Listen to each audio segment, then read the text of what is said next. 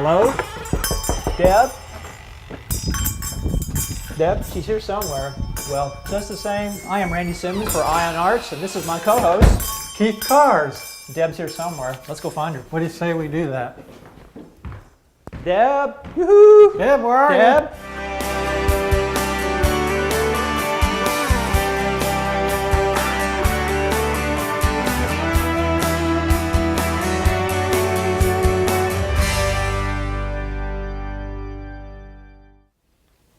And here we are with Deb Lyons at the...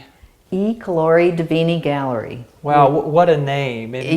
We got to start out by saying, where did that name come from?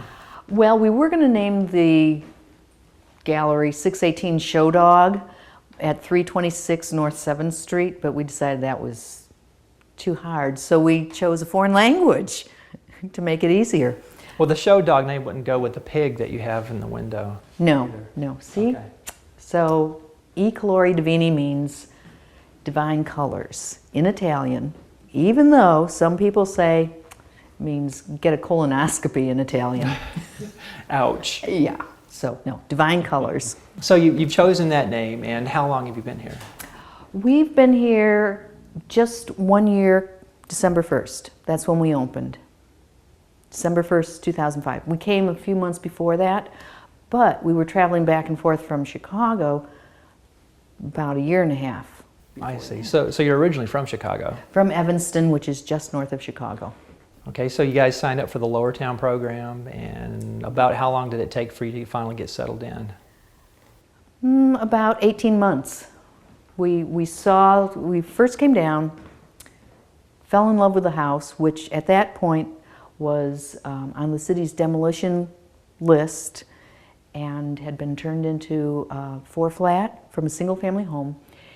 It had all sorts of rooms and trash and all sorts of stuff in it, and we walked in and we went, "Ah, we love it!"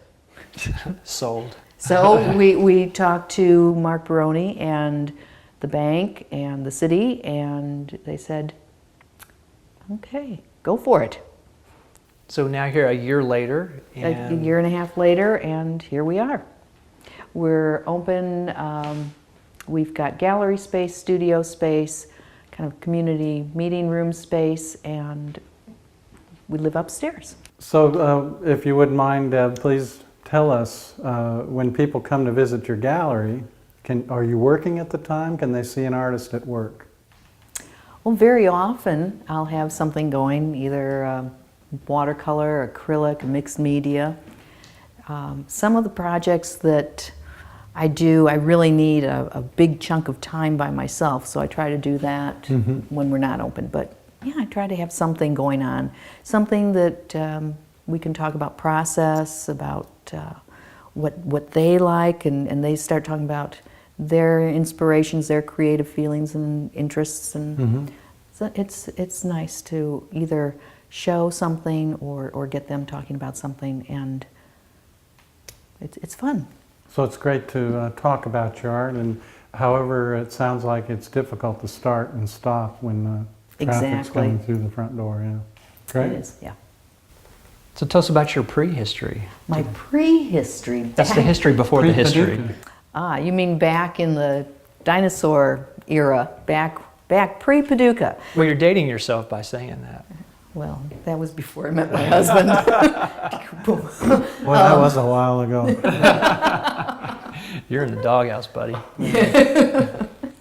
So I was a teacher, noble profession, yes, at National Louis University's National College of Education Demonstration School in Evanston, Illinois. Whew, boy, that's a big acronym. That's a mouthful, isn't it? Yeah, and it was a very interesting, usually fun job. I taught art 1st through 8th grade, undergrad, and graduate students in a laboratory school that had 3-year-olds through 8th grade. And we did a lot of cross-curricular activities, thematic units, things like that. It was lots of fun. And one of the fun things, I was there for 22 years, I was able to see whole families And then when some of my previous students came back as colleagues or as parents, I thought, it's time to move on. And about that time, I saw the ad for the Artist Relocation Program. Checked it out on the internet and came down during spring break. And voila. Here we are. We're here at the E Colori Divini with good. a pig. A pig. A Or is pig. E Colori Divini? Did I say it wrong You said again? Colori. See, I knew I was going to get it wrong again. You just have to keep working at it. Yeah. But you're close, which is good. Very It good. all means you need a colonoscopy. in Italian. In Italian. Right. In Italian. Just be careful who you say it to. Exactly. Yeah. Yes. In the end, yeah. you'll get it. That's terrible. So we talked about your prehistory, and you're a painter. I want to throw out that you are a painter. Painting, mixed media, I do some fiber stuff. But the fun thing about being a teacher with elementary and middle school kids, you get to try all sorts of different things. So I figured coming to Paducah, I'll find my voice. Well, I think you're singing awful loud. So you're off to a great start. You began painting at a much earlier age, or studying art as a student yourself? Actually, I remember being 7, 8 years old in my parents' backyard going, I want to be an artist when I grow up, which means no typing classes, no secretarial classes, because in those days, No homemaking. no home ec, just the art classes, so that I wouldn't think, oh gosh, I guess I could go be a secretary. No offense. There's a cross burning in your yard. I know, with all sorts of Post-it notes and Yeah. steno pads. Well, I heard there's good money in secretarial work though here. Yeah. So what I did was I thought, I'll get a teaching degree for those lean years. And then I fell in love with teaching and taught 4th, 5th grade, kindergarten, and then the art opening came, and that's where I went.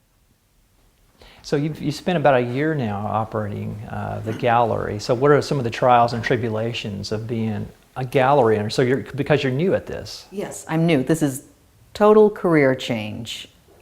Total career change.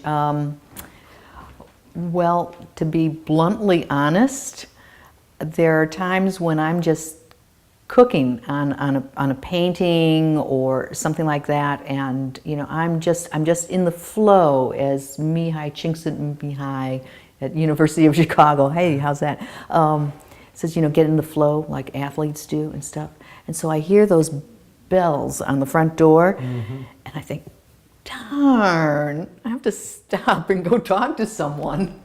Just yell, say, hey, come on in. That's what I should do. I just, change the mindset and say, come on in. But that's a great time for them to see you at work then. You just keep on going and just tell them to help themselves to some coffee. And Well, see, I needed to talk to you guys. I learned something this afternoon. That's what I'll do. That's what I'll do. And say, you can just take it down off the wall yourself. Leave the money on the desk. Self-serve gallery. Well, that'll be a first. Well, let's see. Keyth, I think it's your turn to ask a question. Well, I know he presented you with this great idea to work while people come in, but I still appreciate what you said earlier about setting aside time for yourself to really fully get into the focus and concentration of creating art. There are times when I like to listen to books on tape while I'm working on a project. So, you get into that. It's also, I don't want to talk to someone, I just want to paint.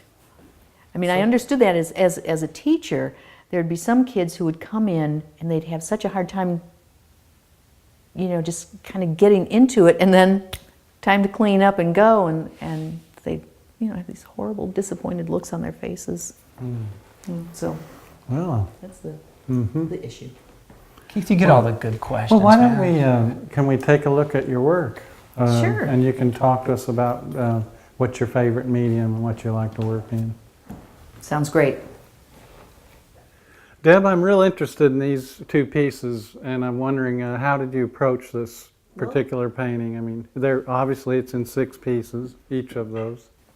Actually, the whole 12, it's a 12 pack. Oh, okay. It's my kind of art. Yeah. We put paper together, taped it in the back, flipped it over. It was part of an ongoing 5-Saturday thing to bring people into the studios, to get them to interact with us while we were creating art. There were, about 5 of us were doing this just on the paper. It's actually watercolor paper. And each piece then was supposed to go right up and be for sale as soon as we finished it. I was doing small ones and they were just turning out poor, really bad. So I decided to go back to my style of painting, taped it together, flipped it over, painted one big painting, and then took them apart. Mm-hmm. And we just decided to switch the hanging a little bit. But it actually does fit back together. It usually takes me about 45 minutes to figure out how it goes. That's why I'm not in the puzzle making business. It is. I did gesso it before painting acrylic, but it's acrylic on watercolor paper. Now, did that program generate a lot of interest? Did a lot of people Some people come down yeah. to see you? And you did this over several weeks. 5 different Saturdays. We could only work on these between 1 o'clock and 5 o'clock, and then we had to put the brushes down, that was difficult because, get going and got an idea, and the thought of not working on it for a full week was difficult. Mm-hmm. So if somebody wanted to buy one square and not the rest, They could. Now, do you have all 12 squares individually titled or labeled? No, just labeled. But with my little bit of dyslexia, I labeled it one way, but it's not a real easy just flip over to put it back together. That's why it usually takes me about 45 minutes to put it back together. I see. now you've got a big painting over here on this far wall that we should go take a look at. Yeah, let's go over and take a look. Big is the key word here. This is a big painting. Oh, I missed my cue. I was going to do that, but I had no arm to do that with. But that's okay. Okay. So anyway, Next time. this is a very large Yes. painting. Very Yes. large. And you were Very telling us a large. really interesting story on this. Did I say it was a very large painting? Very large. Very large painting. And It's big. This It's is big. a work of your very own, is it, or not? No, it's a collaborative piece, actually. About 12 years ago, I was taking a class. I was a student, other adults were students, and the teacher put up this big sheet of butcher paper and said, okay, now everybody's going to paint, and everybody's going to paint at the same time. Go for it. And we were a little tentative at first, and then just do it. And so we went up, we started painting. There were about 7, 8 of us, and we worked on it for a while. She said, now, paint over each other's work, just paint. And that was really tough for a lot of us, myself included, to see someone just go and paint something else on top of something that I had just painted. I thoughtfully put something there, and they came in and went, so eventually it got to the point where there were only a few folks painting. Some of us who were having trouble with the idea of, I shouldn't even really call it collaborating, because there was no collaborating. It was just kind of doing your own thing. Well, No. yeah, kind of guerrilla painting. It looks just- totally chaotic. It's nothing but chaos and turbulence and people overlapping each other. Sounds like a sociology project of some kind. Yeah. We talked about it afterwards, and then at the end of class, nobody wanted to take it. So I said, well, I'll take it. And so periodically I'd put it up on the bulletin boards at school and talk to the kids about it too. And they were like, yeah, whatever, we just want to do our stuff. So no fights broke out during the making of this piece. I think some feelings were hurt, though. I think if we weren't such polite folks, I think somebody might have, you know, pushed someone. Well, artists aren't competitive, are they? Certainly not. No. No artists are competitive. No, we wouldn't have any of that. And so wraps the show. Yeah. Well, to look at this piece, I'd suspect that it was done by one artist because it has similar colors and characters and information throughout. Yeah. It's very intriguing. It's an experiment I'd like to try in Lowertown. Actually, that If we could get the other sounds good. artists together and not have it fall into a big brouhaha. I have a question for you. When you look at this piece, is there a focal point for you? Do you see anything in particular that you constantly zero in on? That's a great question. I actually zero in on the faces. There's a face here, kind of a tiger, and then a couple faces over there. The reason I zero in on these kind of animal faces is because the kids have, and parents too, parents would come in and say, hey, I love that tiger that you painted out there. So over the years, I've come to just kind of center in on certain things. It is this face in the lower right corner. This is the one that really does, that's where I go to all the time. Yeah. Kind of looks like a self-portrait. You know what's funny? Blockhead, you know, sharp teeth. What's really interesting is people will come into the gallery and they'll be walking around, and then they'll come into the studio and they'll go, whoa, now that's great. Why don't you do more work like that? Well, what you could do is just cut it into 6 pieces. And Oh, a 6-tick. yeah. Yeah, Yeah, or a Keyth has some history. triple diptych, yeah. Or a double dipple triptych. Is that a word? I don't know, but I'm Triple hungry. A triple decker. You want to go to Dairy Queen? Dairy Queen? I'm up for anything. Well, let's stay focused here. Okay. Okay. Blinders are on. We've got some more artwork. You've got something else to show us, I believe, over on this side, a little color piece. Oh, yes. Dan can swing over here, right? And You're I going the need wrong to- way. You're going the wrong way. I need over to go here. in the other room and get Right some. there. Look. Oh, so she leaves the room, great.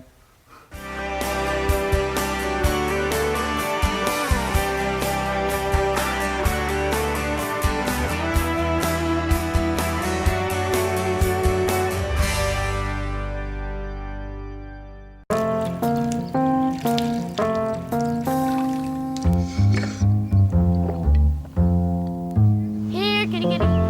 Here, kitty, kitty, kitty. Here, kitty, kitty. You'd think it would be easy to tell which kids have trouble with their eyesight. But that's not always the case. Even though 1 in 4 children may have a vision problem, eye doctors tell us the symptoms aren't always so obvious. We do know that 80% of all childhood learning is visual. And without good vision, kids can have trouble learning to read and may fall behind in school. For clues on how to spot the real-life signs of childhood vision problems and what parents can do, visit checkyearly.com. A public service message from the Vision Council of America, and reading is fundamental.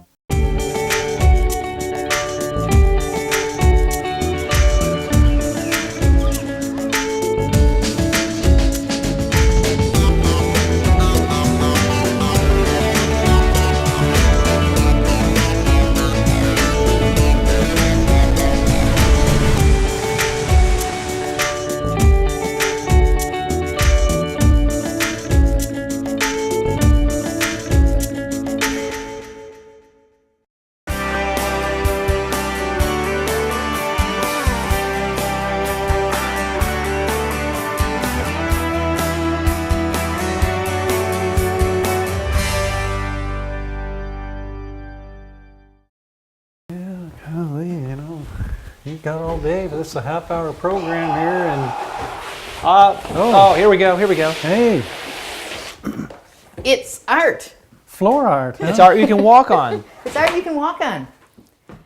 They're called floor cloths, and yes, you can walk Slippery, on. you could probably slip and break your neck. Or, Yeah, well, they sign a waiver before they take it home. I was fascinated with floor cloths from the colonial American time, and decided to try some with new products.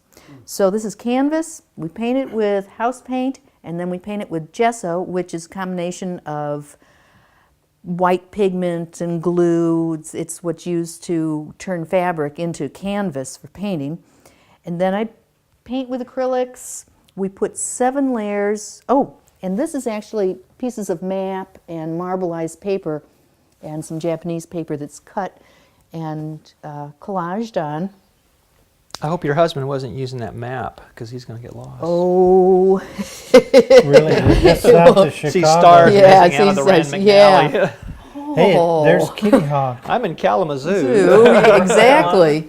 Yeah, and Kalamazoo might be on there. Yeah, that's a beautiful piece there. The blue is fabulous. Thank you.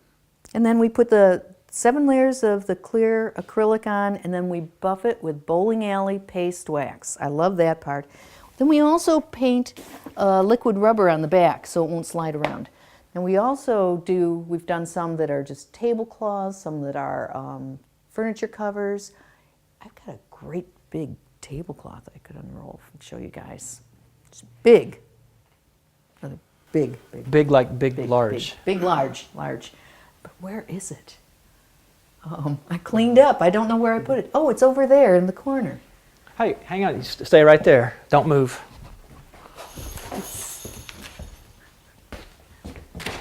You grab one side. Is this it? That's it. That's it. Thank you. Oh, sorry, try not to shout. Wow, look at this. So you break this out at the holidays, and for instance, a Thanksgiving feast, you'd eat at this table? Yeah. And actually, this one has fish. You'd like this, Keith. Yeah. It's got fish on it that we printed on tissue paper, or I did, and then collaged on. I was trying to do a really cool painting of the Tetons in Wyoming, and didn't work out, so I went to fish. Holy But, leaping trout. Your Tetons Leaping trout, mountain yeah. theme was also It's if you going to be a scratch it, if you tablecloth, scratch it but- or X-ray it, that's what's underneath here. Okay. But you didn't have it stretched on a frame, and No, as, it I was just always had this intended as a tablecloth. Laid Okay. out on tables in my classroom, pushed together.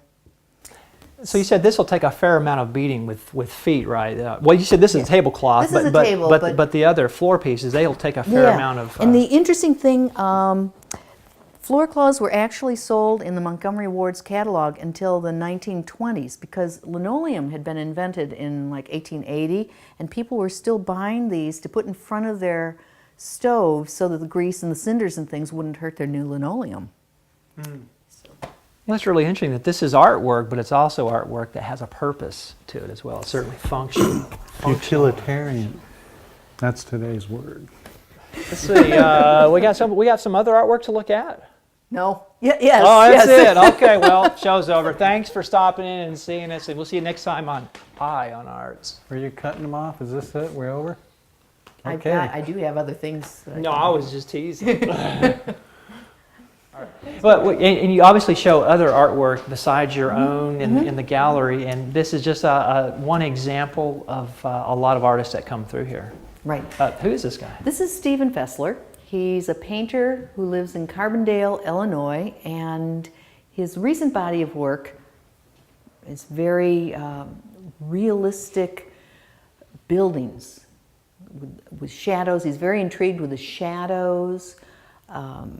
It's amazing how he stretches the canvas. He builds the stretchers to fit the image, and so they're actually out from the wall and not just rectangular. It's a lot of work, very labor intensive as well Don't as touch, Keith. Don't touch. intricate painting. He seems fascinated with peeling paint and rust and textural devices on surfaces, it looks like. Yeah. I like it personally because I'm a realist myself, and it's fabulous to study it up close and then to examine it from a distance. Right, it's almost like there's two paintings, the painting you see up close and the painting that you see at a distance. It's also very geometric. I mean, in this one, it looks like a Mondrian painting done in realistic mode. Because you look at the rectangles, the squares. Then this is a square. This is a square. Everything is a square in this piece, except for that. We got like almost a half circle. It almost breaks up that square thing. Of course, the plants do the same thing. They break up the. Right, that's a great device to motif. break up the rectangles. I really like that. I noticed that all of his works in here are really architectural in design, and everything's cut out. And I think that's what adds a lot of uniqueness to his works. So, well, thanks a lot for having us in here today and My looking pleasure. at your work. Thank you for coming. Well, pleasure has been ours. Yes, and it has been mine as well. Thank you for having us. I think we're going to DQ. Yes. All right, right on time. DQ. All right, let's go. Let's go. Hey, let's get the cat too.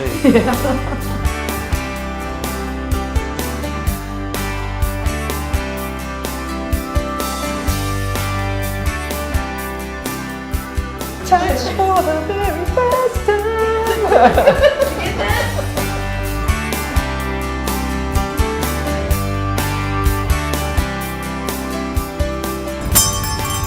Hello, Deb. We're here.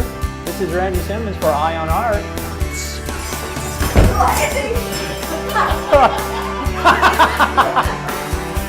Hello, Keyth. You say it. Let him say it.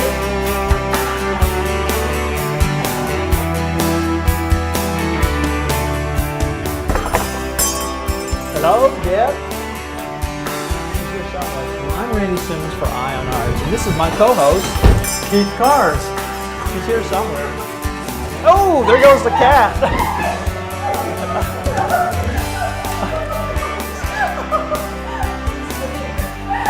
Did you get that? Oh.